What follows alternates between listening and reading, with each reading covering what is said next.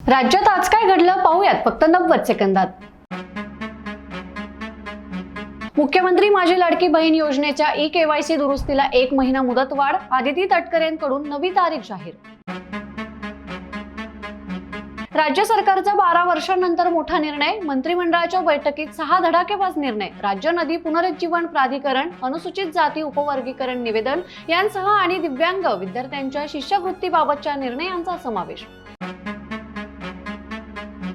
राज्यात पुढील 3 ते 4 दिवस वादळी पावसाचा इशारा, मुंबईत आज हलक्या सरी, पुणे, सातारा, नाशिकमध्ये गारपिटीची शक्यता।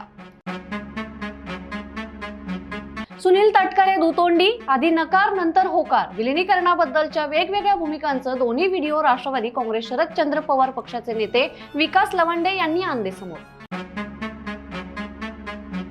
राजकारण्यांनी एकमेकांची बदनामी करू नये, अशोक खरात प्रकरण सगळ्यांसाठीच एक धडा, आदिती तटकरेंचं वक्तव्य। शिवरायांचं राज्य इतकं नपुसक का झालं? एक जैन मुनी उपमुख्यमंत्री शिंदेंसमोर सांगतात, महाराणी ताराराणी जैन धर्मीय होत्या, मरहट्टे म्हणून मिरवणारे सत्ताधारी गप्प का? कशासाठी? संजय राऊतांचा प्रहार।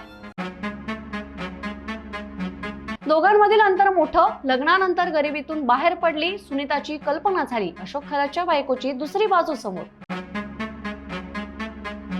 आणि अशाच ताज्या घडामोडींसाठी बखर लाईव्हला सबस्क्राईब जरूर करा।